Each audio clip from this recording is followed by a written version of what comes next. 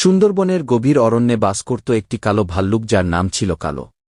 কালো ছিল সাহসী এবং বনের জন্য নিবেদিত প্রাণ।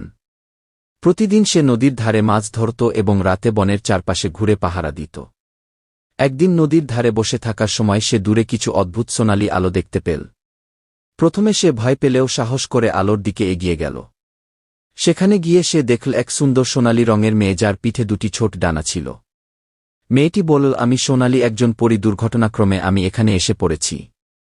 সোনালি কালোকে জানাল এক দুষ্ট জাদুকর তাকে ফাঁদে ফেলে পরীদের রাজ্য থেকে এখানে পাঠিয়েছে।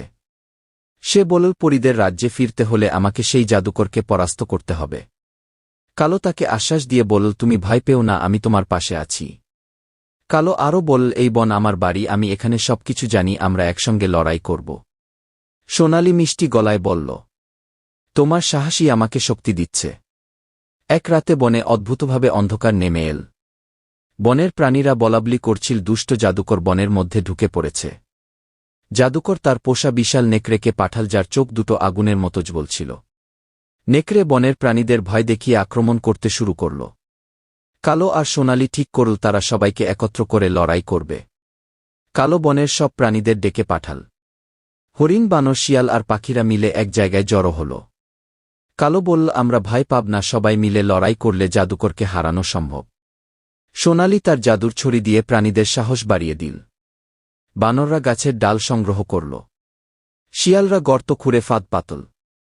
পাখিরা আকাশ থেকে নজরদারি করতে শুরু করল। নেকড়ে তীব্র গর্জন করে বনের দিকে এগিয়ে এল। কালো তার পূর্ণ শক্তি দিয়ে নেকড়ের সামনে দাঁড়াল। কালোর গর্জনে বন কেঁপে উঠল আর নেকড়ে থমকে গেল। বানররা গাছের ওপর থেকে ডাল ফেলে নেকড়েকে ঘিরে ফেল। পাখিরা নেকড়ের চোখে ঠোকর মারতে লাগল।